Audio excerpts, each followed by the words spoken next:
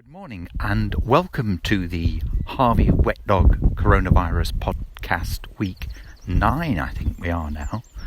And I was sort of thinking, well, it's all steady as you go, so I probably won't do a podcast this week.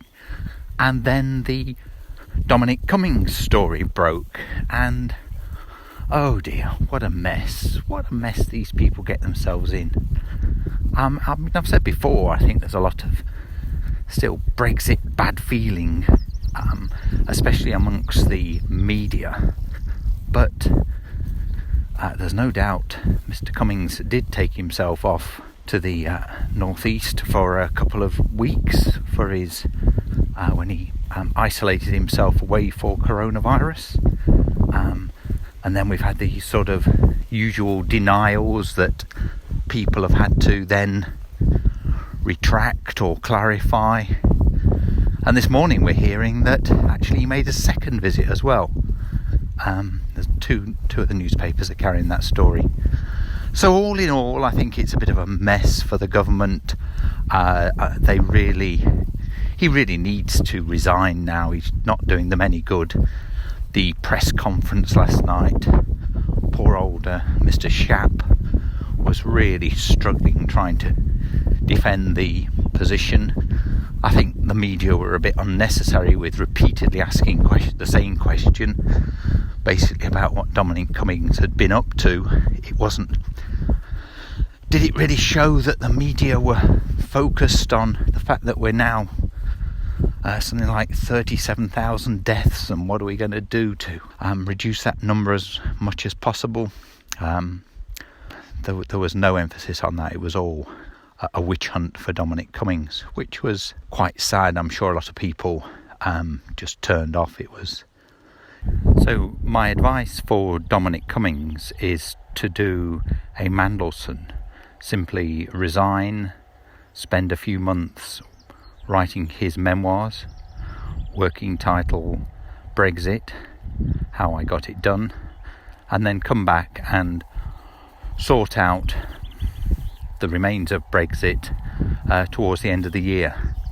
It's been done before, so a few months in the sidelines won't do anybody any harm. I don't think he's going to have any credibility in anything to do with the pandemic and our response to it. In terms of where we are as a nation, as I say, the UK definitely has the largest number of deaths in Europe, which is sad. I think I've put this now in my written blog, that I think we've always followed a strategy of achieving herd immunity. I think we were always prepared to allow a certain number of deaths. As we know, we only implemented a soft lockdown. It wasn't as hard a lockdown as France and Italy. But we are coming out of lockdown now. The beaches this weekend will probably be packed out with people thinking it's all over. And that's where we are, really. On an equestrian front, this weekend should have been Somerford Park Premier League for dressage. Clearly I'm not there. And we also had the news this week that both Blair and Burley have been cancelled for 2020. That's sad for both events. I think Burley tried to put something on, but it wasn't to be. So it really looks like now as if we're going to write 2020 off and start again in 2021. On the Facebook page, I have posted a couple of videos from last year at Somerford Park Premier League dressage, and I've also been busy creating a entry for Harveywetdog on Wikipedia. As I said at the beginning, if it hadn't been for Mr. Cummings creating a bit of news, it would have been a steady as you go message this week. Cheers. Cheers. Bye. It's now Sunday evening. I've had a glass of wine or two. We've just seen Boris Johnson at the press conference. He's totally supported Dominic Cummings.